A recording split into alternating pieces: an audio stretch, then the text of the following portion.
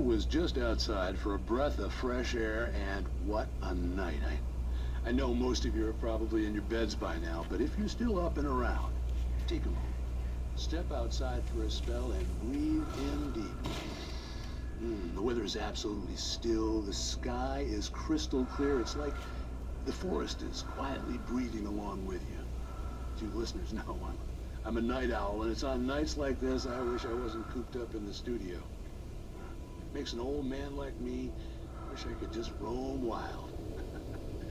But here I am, and who'd keep you company all night long if I weren't?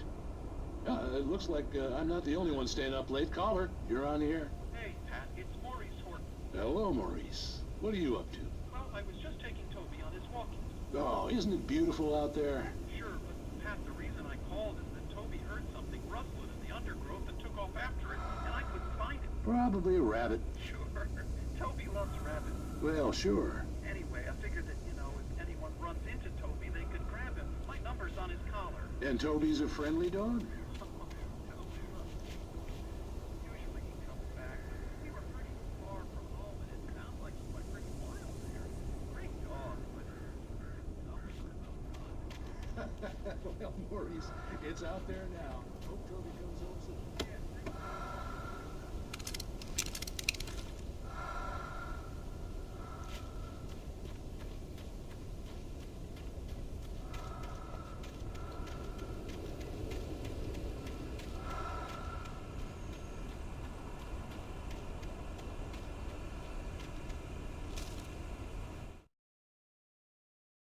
At first, I kept finding the pages as if by accident.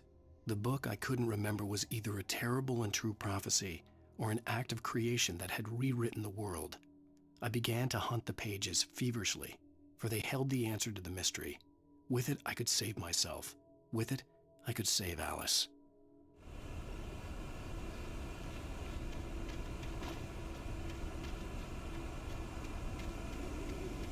The gas station was closer now, its light welcoming in the darkness. Paul makes the best dogs in the state. Belly Burster is the best with no coat. Monster Dog is second best. The famous dog is...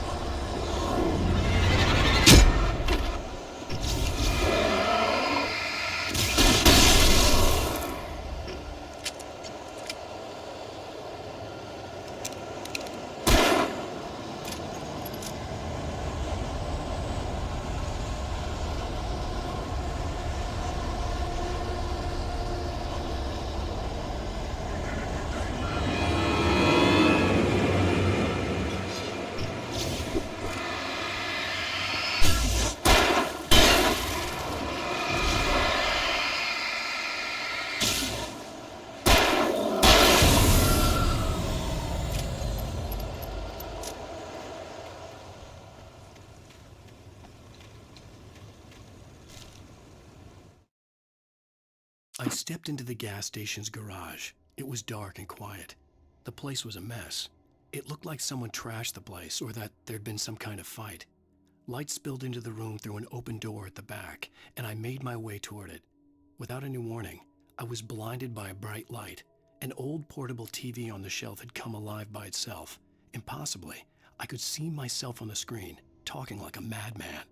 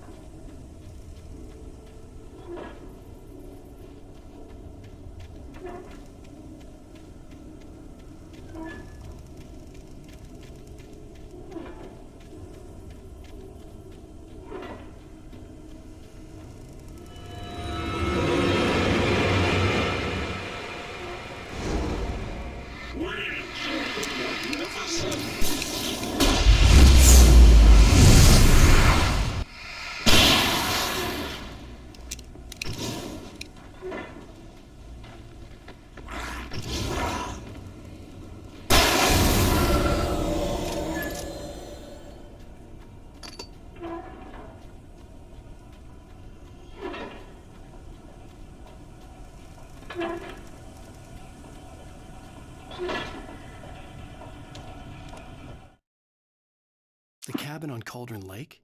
She asked. The sheriff looked at me suspiciously. The early morning light flooded through the office windows. I would probably never have gotten out of the woods alive without her help, but I couldn't tell her the truth of what I'd faced the previous night. She'd think I was lying or crazy. She'd lock me up, and she wouldn't help me find Alice.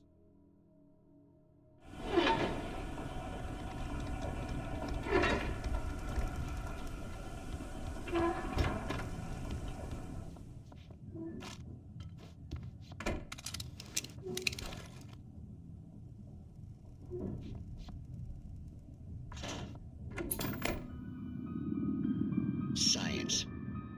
It bestows immortality on those who advance it to elevate all of mankind. Newton, Einstein, Sagan, princes among men. But the price for such a legacy is steep indeed. In Night Springs. Tonight's episode, a quantum suicide. If our lives are already written, it would take a courageous man to change the script. Having called a press conference, Dr. Barclay Colvin is about to demonstrate that very courage. Ladies and gentlemen of the press, I am Dr. Barclay Colvin, and I'm glad so many of you could join me here at the Moorcock Institute. Tonight, I'm going to give a practical demonstration of the many worlds interpretation. As you can see, this is a loaded 9mm pistol. It shall be part of a thought experiment. And now, a real experiment, known as a quantum suicide. Did he say suicide? Is that a real gun? He's kidding, right? Please, stay calm. There is no risk. Observe what occurs when I place the weapon against my own forehead. Now, you might think this round is merely a dud. Not so. Observe the flower pot. And yet, I myself cannot be harmed with this gun. With each pull of the trigger, two new realities branch off. One in which the weapon didn't fire, and one where it did. With my machine here, I have ensured that this reality is always the former. I have bestowed upon myself quantum immortality. Under no circumstances can this gun kill me. So wait. What you're saying is that every time you pull the trigger, in another reality, you die? Yes, of course, but that's completely trivial. There's an infinite number of things that could happen at any moment, and they always do happen somewhere. The point is, this one thing did not happen here. You're insane, Colvin. Insane? Insane? Hey, was this thing supposed to be plugged in? I stumbled on it. You fools! Gaze upon quantum immortality.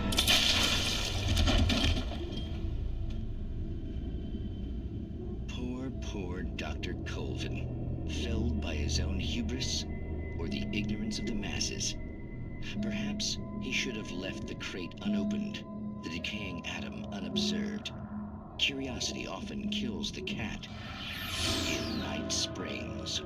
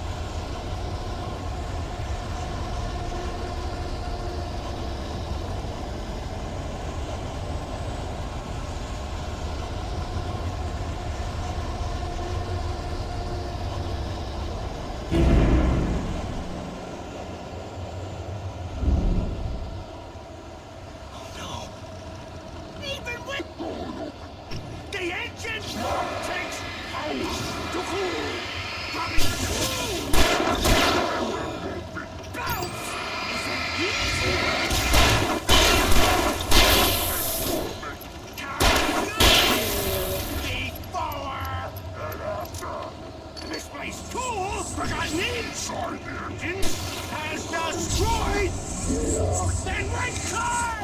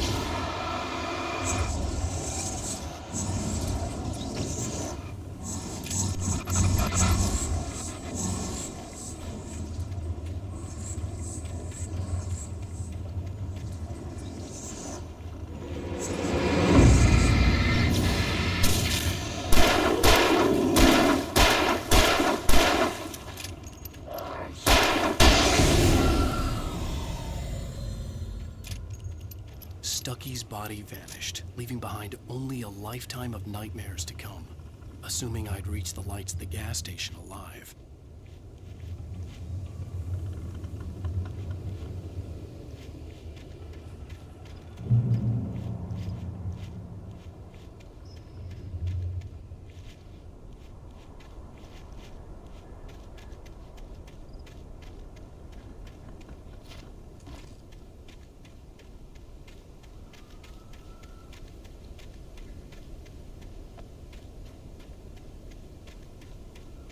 I recognized the parade float I had seen in Bright Falls when I first arrived with Alice.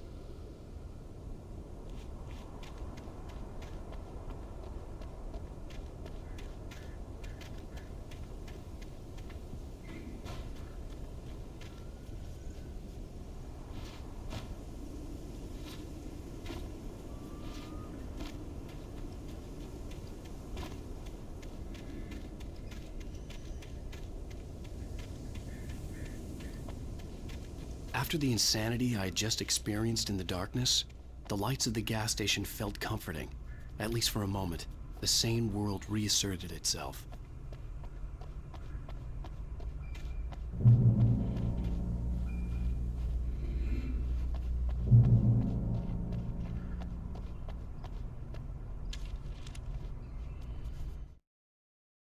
Stucky spat on the garage floor and tried to shake the cobwebs from his head.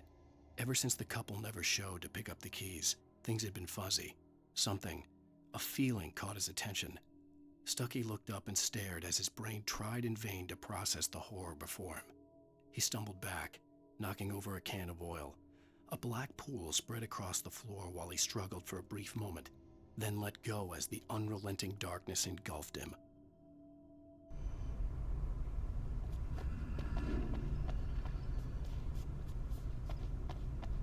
The Deer Fest had been 2 weeks away when we arrived. If the day count on the banner was right, I was missing a whole week between the night we got here and now. The garage was a mess. It looked like someone had trashed the place, or that there'd been some kind of fight.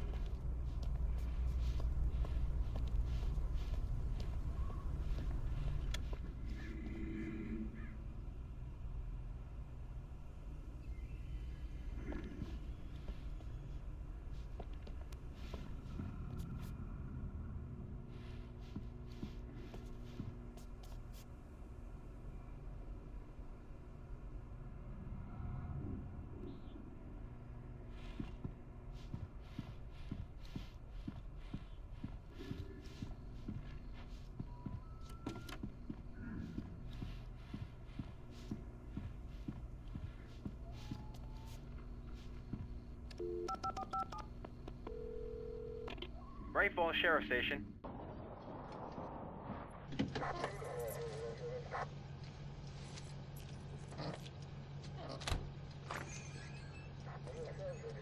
Oh, thank God, Sheriff. Sheriff Sarah Breaker, you are... I'm Alan Wake, but listen. I was in a car crash. My wife, Alice, she's missing. Calm down, Mr. Wake. We were staying in a cabin on the island, on Cauldron Lake. There's no island on Cauldron Lake, not since the big eruption in the 70s. Please, I can take you there, okay? You look like you've taken a pretty bad knock to the head. Are you okay? Listen. We'll figure this out. Please get in the car. We'll swing by the lake and then we'll go to the station, okay? Mr. Wake, have you seen Stucky, the guy who owns this place? I realized I couldn't tell her what had happened in the forest. She wouldn't have believed me. And then she wouldn't have helped me with Alice.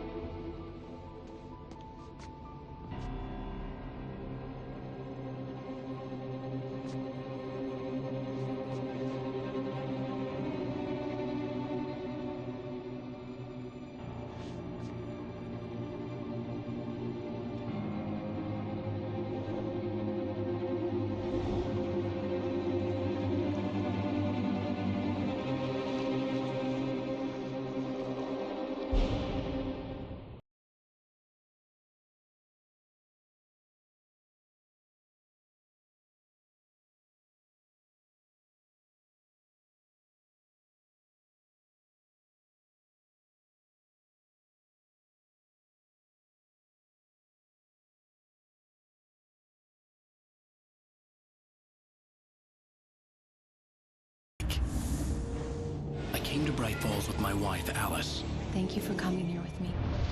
I thought maybe you could write here. I don't want to hear it. God damn it, Alice. Now, she's missing. Alice? Alice? I woke up behind the wheel of a crashed car. I'm missing a week. I was attacked by shadowy men straight from a nightmare. The sheriff took me to the lake Alice and I had stayed at. But the cabin had disappeared.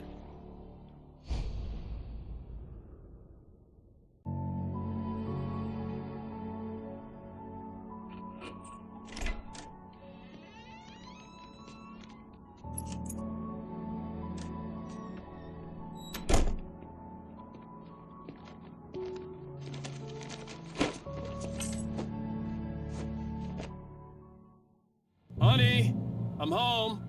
Back here, sweetie. How was it? Worst weather I've ever seen. You should put some coffee on. It'll warm you up.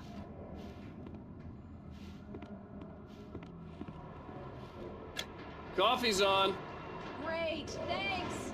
I'll need it if I'm gonna finish this by tomorrow.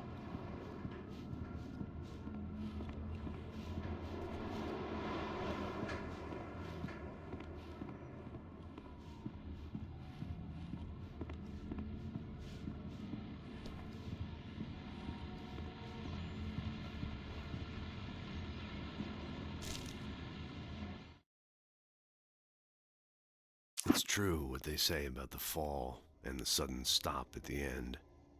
I'd lain here in the snow while the lurid chain of scenes that had led me here kept playing in my head. A rerun of my own private snuff movie. A memory of my corpse. Alone at my own wake. Thinking in metaphors again. The femme fatale was gone. Only a sour taste remained of the kiss that killed me. This was a late goodbye. 13 years after I'd gotten my revenge, it had finally caught up with me. It had been a long time to bear the pain. My blood painted the snow red. A gruesome slushy dissolved all the scattered painkillers and leisurely dripped down to the sewer, mingling with the bile of the city, becoming one with it. I can see them now. My wife and my baby. Honey, I'm home.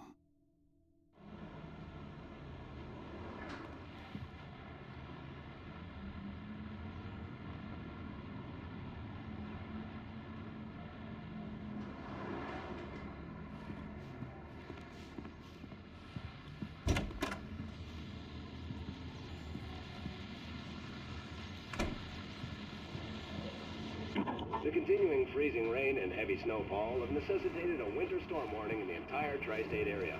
People are advised to stay indoors as many roadways are already closed. and city officials are not expecting snow crews to keep up with the weather. We're now on the 3rd day of the blizzard, and the weather is not expected to clear up anytime soon.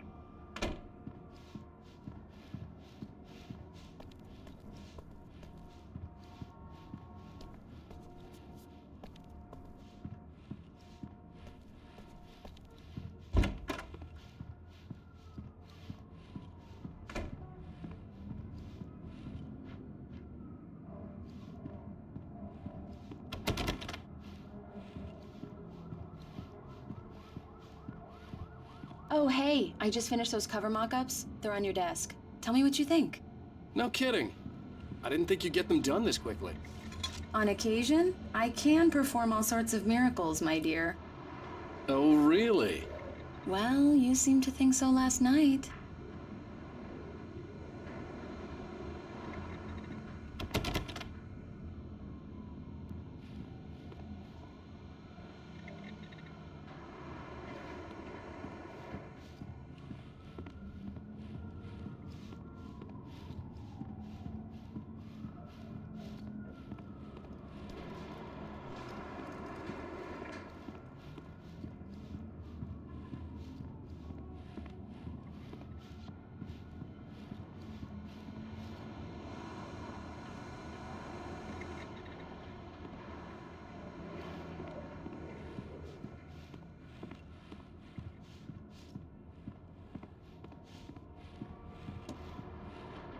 These look really good. Oh, sure, until Barry gets his hands on them. Which, by the way, will happen over my dead body. The last time was the last time. Oh, and speaking of Barry, he called. Alan! Alan, please check the fuse box. I'm right here. I'm on it, honey. Please hurry. Honey, it's a power outage. I've got the flashlight. Okay. Hi. You okay? I'm sorry. It just really spooked me. Don't worry. We'll just break out the candles. I know it's stupid, but it's just... especially when I'm not prepared for it, you know? It gets to me. I love you. Tell me a story, writer. Okay. I used to have these nightmares when I was a kid. The dark really spooked me, too. When it got really bad, my mom gave me this old light switch. She called it the clicker. The clicker, huh? Yeah. If I ever got scared of the dark, I could just flip the switch and a magic light would scare the monsters away. Oh, sure. Here it is. Alan. Maybe it'll help you, too.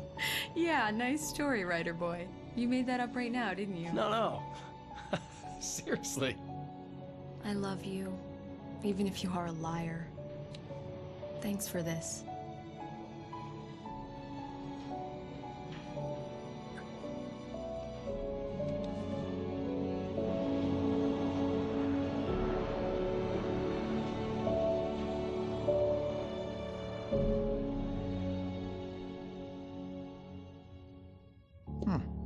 How do you feel, Mr. Wake? Any nausea, disorientation, anything like that? Mr. Wake, how are you feeling? I'm okay. My head's fine. I had to lie about my headache and memory loss. He'd send me to a hospital for tests. I couldn't leave without Alice. Very well. I don't think you have a concussion, but you've obviously been through quite a shock. You should take it easy for a couple of days. Thanks. Well then, Mr. Wake, we're done here. If the pain gets any worse or you experience any other symptoms, you should come see me. I'll let you get on with it then. Sarah, Sheriff Breaker, is waiting for you. She's very good at her job. I'm sure she can locate your wife in no time. Doc Nelson was the image of a small-town doctor. Sheriff Breaker had called him to the station to take a look at the cut in my head.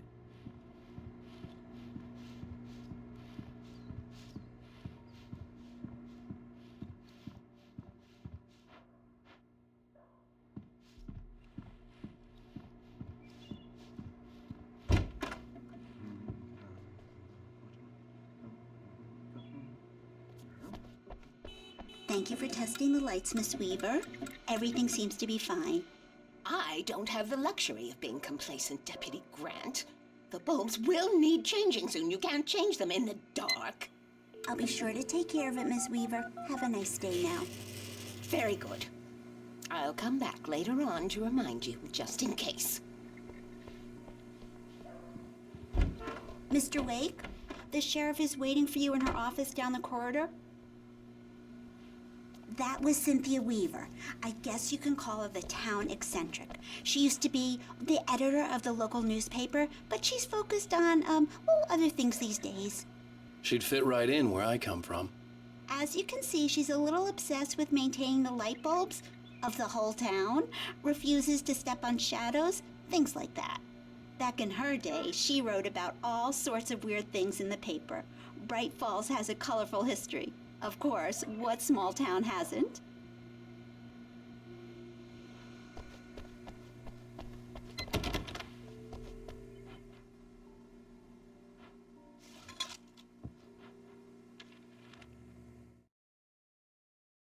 Alice looked through the viewfinder, lining up the shot. Cauldron Lake was breathtaking. Something caught her eye. A figure standing in the shadows behind the cabin, like a thin woman in a black dress. She lowered the camera and looked again. No one there. Just a collection of bushes that looked vaguely human-shaped. She shook her head and laughed.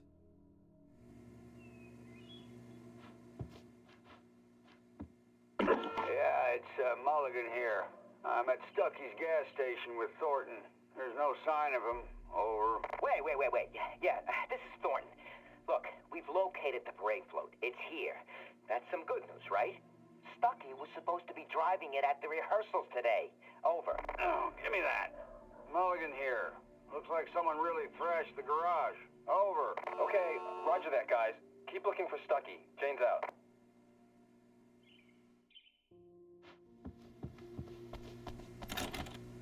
The sheriff wants to see you in her office, Mr. Wake.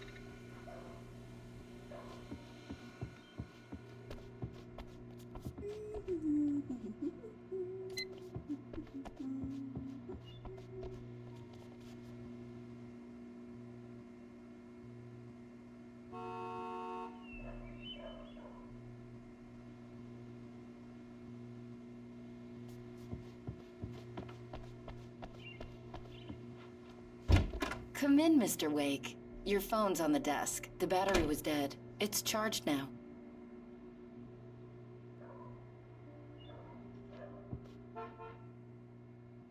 Your phone, Mr. Wake? Have you started looking for my wife yet? My men are already on it. Now, can you tell me what happened? I'm not sure. I can't remember. We were arguing. I walked out of the cabin. The cabin on Cauldron Lake? How did you end up at Stucky's gas station? I wanted to tell her what had happened last night, but I couldn't. She'd lock me up. Excuse me. I need to take this. Hello? Alan, please help me. Alice? Stop talking to the law. You'll do exactly what I say if you ever want to see your wife again. Who is this? Go to the back lot. There's a hole in the fence on the left. Look inside the junker. I left a little something there to convince you we're all on the same page here. After you ditch the cops, you're gonna meet me in Elderwood National Park. There's a spot called Lover's Peak. Midnight. Don't do nothing stupid, pal. We're watching you.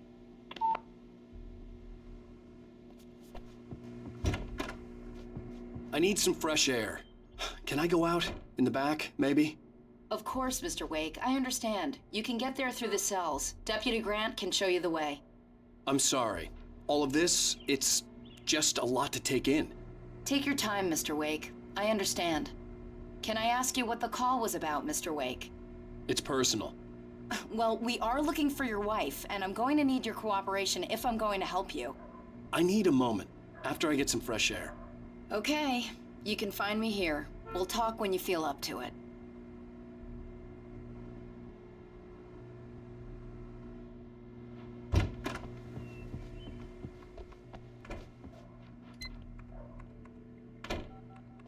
Mr. Wake, can I help you with anything?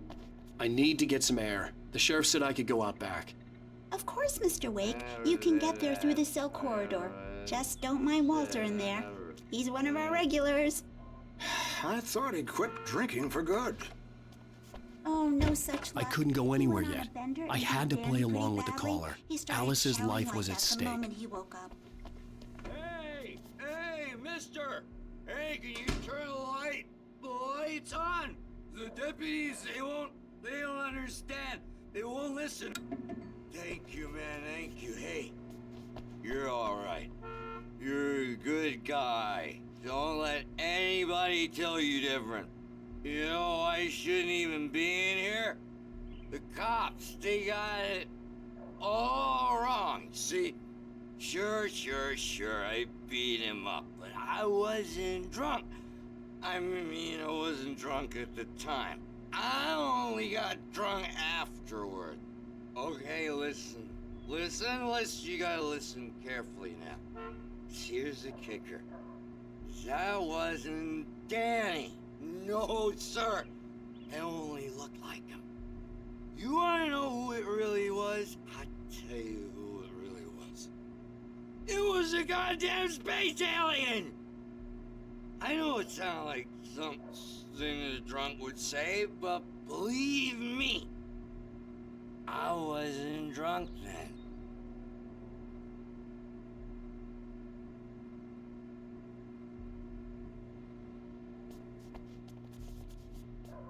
I told him, oh yeah, well, I don't hear. In spite of its human mask, to describe the dark presence as intelligent would have implied human qualities on something decidedly inhuman. Nonetheless, it found the one spot in the diner that was dark enough. Some light spilled into the corridor, ravaging it. But it took the pain. Horrible as it was, the writer would soon fix that. He would be coming to the one place where it still had power. Yes, we're on your feet. The early morning light hurt my eyes and made my head ache. The man on the phone had said, "Go through the fence on the left."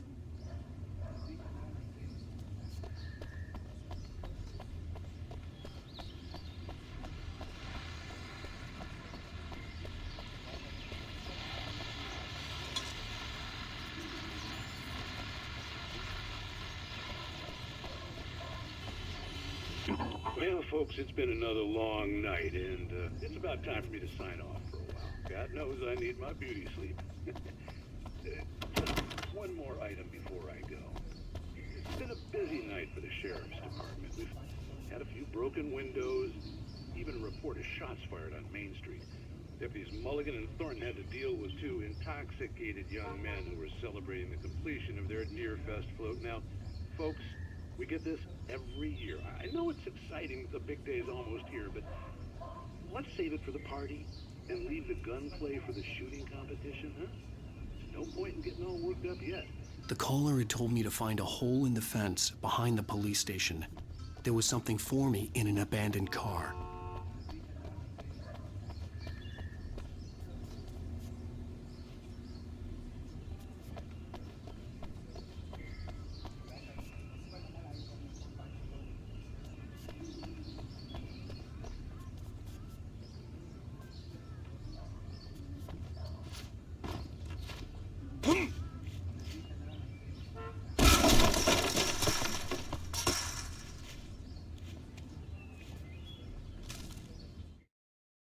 The kidnapper fired his gun one last time, and the shadow vanished into the darkness it had come from.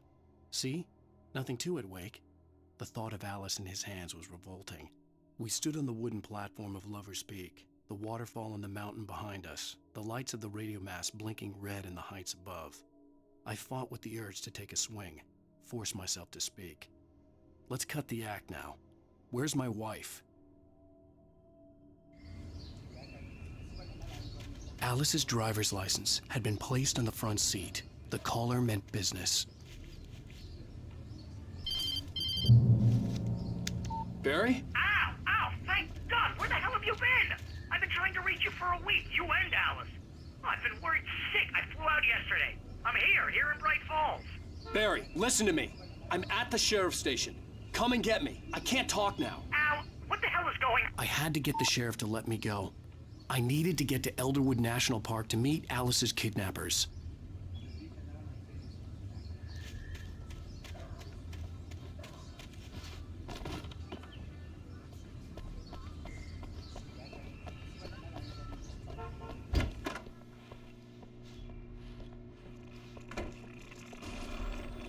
writer is a light that reveals the world of his story from darkness, shapes it from nothingness. The way a sculptor carves a statue from a block of granite. If I stop, the world I'm making dies.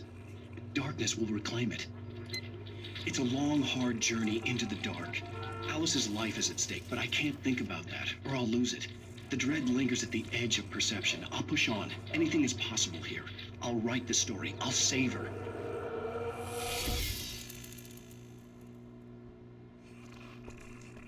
Marvelous, Sarah.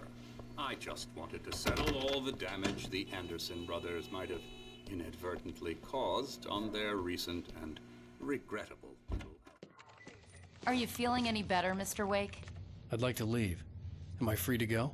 Well, we still need to talk about... Am I under arrest? No, of course not. But I need to know where you'll be staying so I can get in touch with you. I'd avoid the motel. The Majestic is known for its roaches. The cabins at Elderwood are pretty nice, though. That sounds perfect. I'm Dr. Emil Hartman. I'd like to invite you to stay at Cauldron Lake Lodge. Did you talk to my wife? I had the pleasure of discussing your situation with her on several occasions. Did you set something up with her? I invited her here. My clinic is a place where... Oh, hey! Oh, my! Take it easy. Hey, nobody move! Get your hands off of my client! Who are you? I'm Barry Wheeler, his agent. If you have business with Mr. Wake, you talk to me. You yokels won't know what hit you once I sick my lawyers on your asses. No harm done, Sarah. I'm all right. I don't want to press charges. Mr. Wake, my offer still stands. Get me out of here. What the hell was that about, Al? We don't need a replay of that thing with the paparazzi. I thought they were gonna lock you up. I had to talk to someone. I told Barry everything. He thought I was certifiable, but when he heard about the manuscript, I had him. The fact that I'd written something, even if I couldn't remember it, was enough for him. He smelled money. And he believed that Alice had been kidnapped. Anything beyond that was another story. I had a midnight appointment with the kidnapper in a place called Lover's Peak, somewhere in Elderwood National Park. The plan was to rent a cabin. I don't like it, Al. I don't like any of it. It's not good. In fact, it's the absolute opposite of good. Mr. Wake! Barry, you found him. Hi, Rose. Oh, wow. I was just thinking about you, too. Great. I was just bringing Rusty some coffee. He's on the balcony, looking after Max. Poor thing. I really need to go. Great to see you again, Mr. Wake. Later! Who's Max?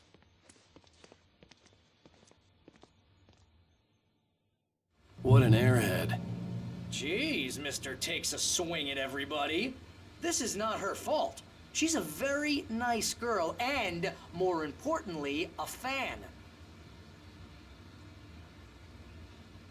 I'd come here to rent a cabin, where I could wait till midnight.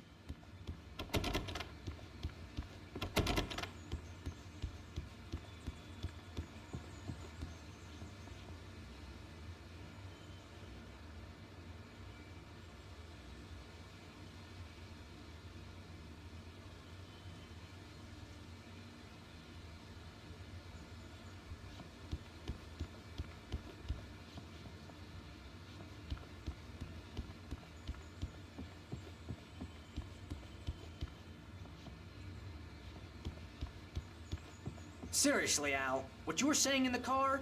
Just listen to yourself. What, you shot a guy and his body just disappeared? When was the last time you slept? What, are you high? Have you been drinking? No! Look, Barry, I'm missing a week, and someone's got Alice. Do you and understand everything's just... what it sounds like when you say stuff like that? Don't get me wrong, it's a good story, could be a bestseller. But when you start confusing fiction with reality, you're buying yourself a ticket to the funny farm. Wait here.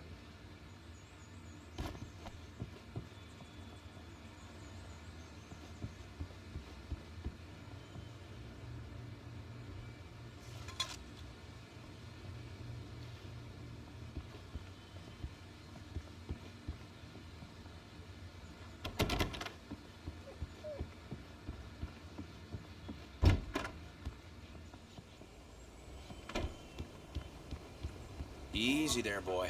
I'm almost done. Hey, Rusty, right? You rent cabins. Oh, Mr. Wake. I'd shake your hand, but mine are kind of full here. Actually, I'm sorry about this. Would you mind grabbing the registration form from the desk? It's just across from Bucktooth Charlie. Okay, sure. What happened? Crazy poachers. Max here got his foot caught in a trap. They're illegal to use here. Hell, you're not supposed to hunt within the park at all. But that doesn't stop some lowlifes. Well, at least Max is gonna be okay. He got lucky.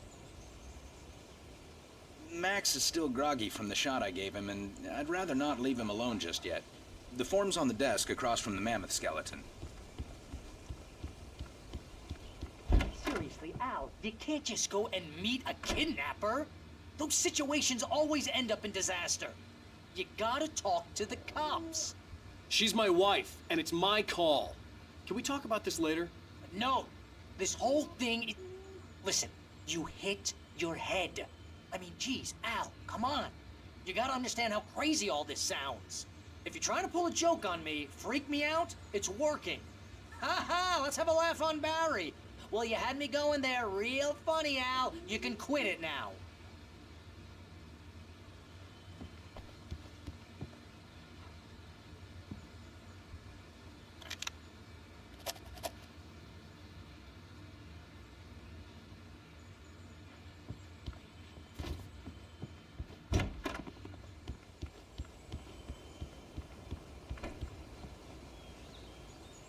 I think this is the form you wanted.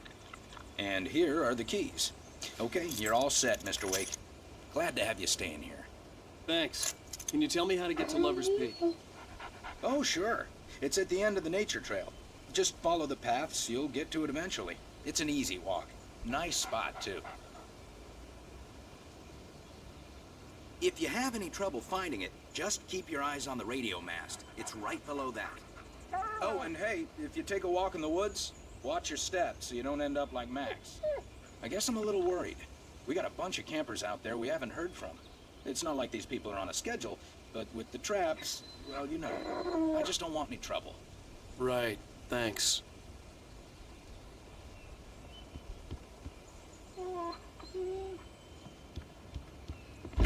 Look, Al, you're asking me to believe that you shot a dude who went poof into thin air, a guy who was bulletproof until you pointed a flashlight at him.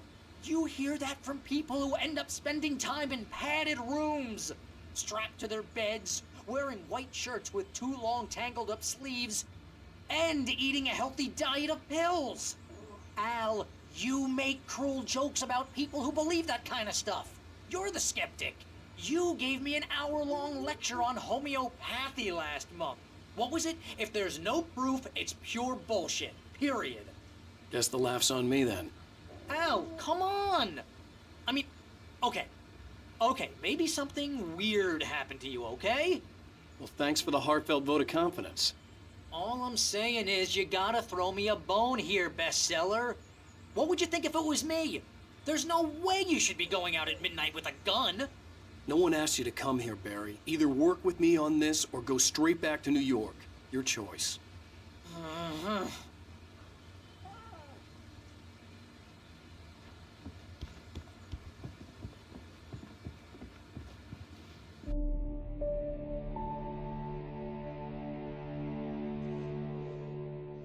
That's just crazy talk, Al. Al? Al? We should go to the sheriff or call the FBI. Damn it, Barry, they'll kill her! This is not a goddamn debate, Barry.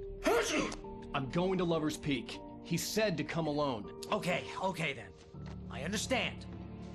You're my best friend, and I'm worried that you're not right in the head. Tell me what to do to help, and I'll do it. You stay here, and if I'm not back by morning, call the cavalry. Achoo!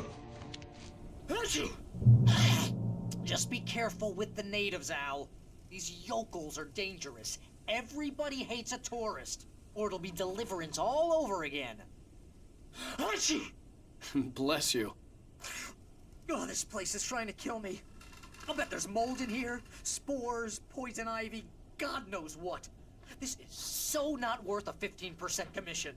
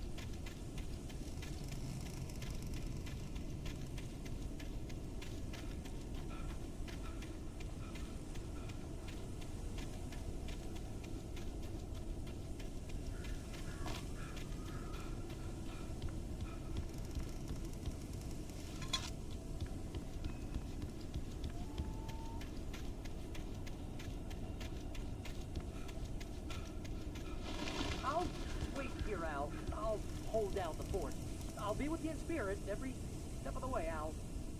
Locking the door now.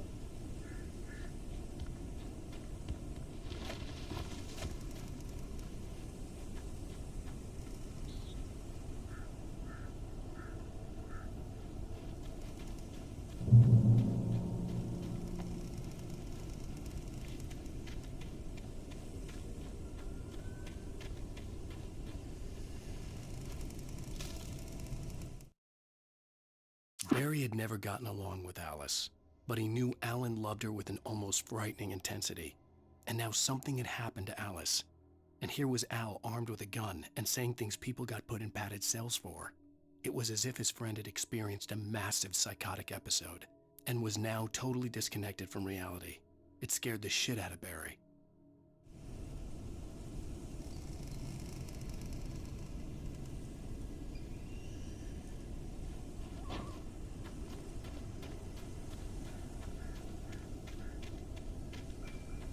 I knew I should have gone to the cops.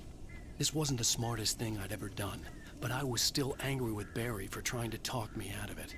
These people had called me right in the sheriff's station. The cops wouldn't scare them, and they had Alice.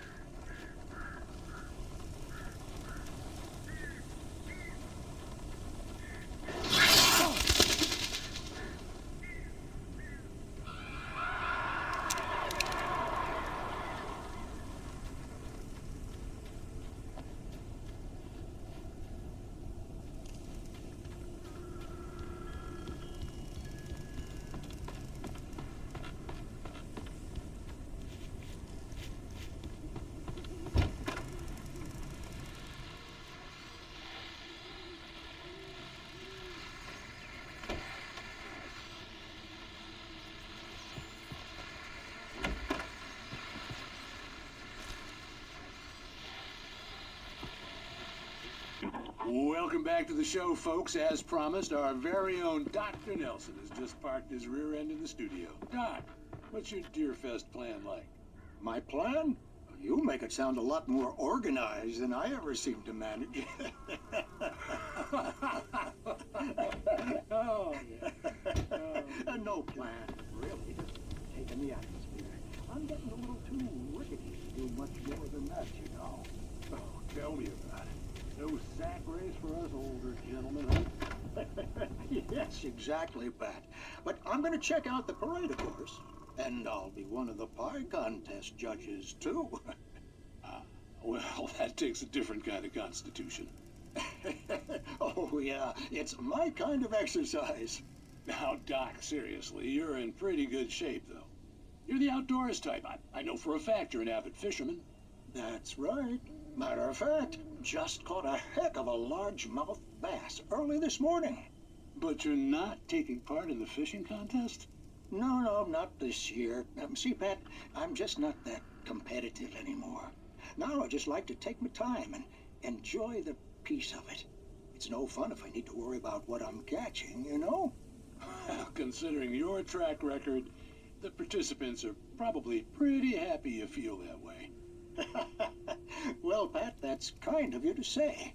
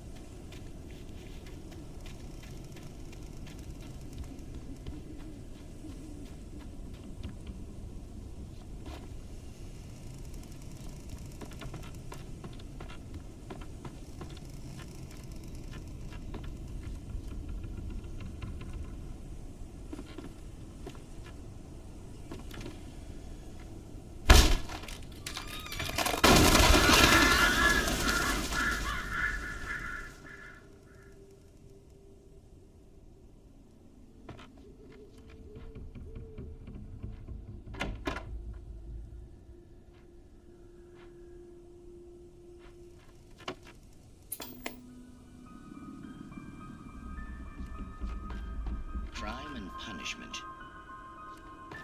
The cancer and cure of civilization.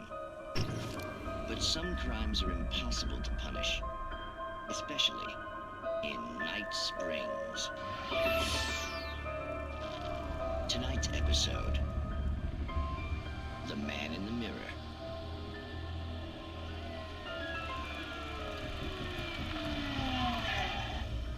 He's inside, Agent. He's a weird one. So, you're confessing to killing that guy, huh? Why? Had it coming? Yeah, but why would you do that? I mean, you're a nice guy. Normal. Took your kid to a soccer game. So how come at the game, you pick a guy and, quoting from the arresting officer's report here, assault the victim's head area repeatedly with the weapon of choice being a pair of bare fists? Wow, that sentence really flows, huh? Maybe you're not the literary type. Okay, so you mess him up. But why? Who was that guy? We couldn't ID him. Why would a guy like you do him like that? I didn't like his face? Well, you must have hated it, because you really went to town there. I mean, there's no way to tell what he looked like. No ID on him either. That must be difficult. But then we ran the fingerprints. Got a match. Your prints. Identical. Huh, how about that? Your son said you were wearing a white shirt when you took him to the game. But the white shirt is on the dead guy. It's plenty red now. You won't get away with this. Do you really think that's in any way relevant to me? I had plenty of time to talk to my boy before the cops arrived, you know? He won't stop screaming, am I right? You think he's ever gonna be okay? I left my mark. Believe me. You bastard. What? You gonna shoot me? What's the point? I'm going to prison. You got me. I don't understand any of this. And you never will. Don't worry. Maybe you'll see me again, Agent. Maybe in the mirror.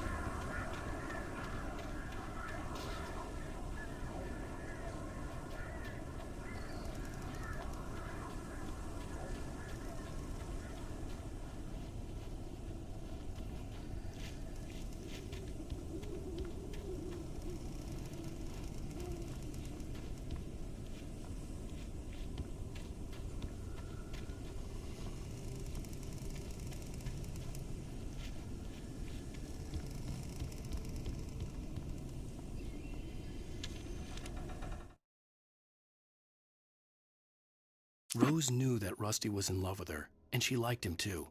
She liked him a lot. He taught her to dance, and life had certainly taught her the value of a man who was gentle. He treated her well, made her smile, made her feel good. But Rusty wasn't the prince of her dreams, and that tended to underline the unbearable truth. She was no closer to that Hollywood magic than he was.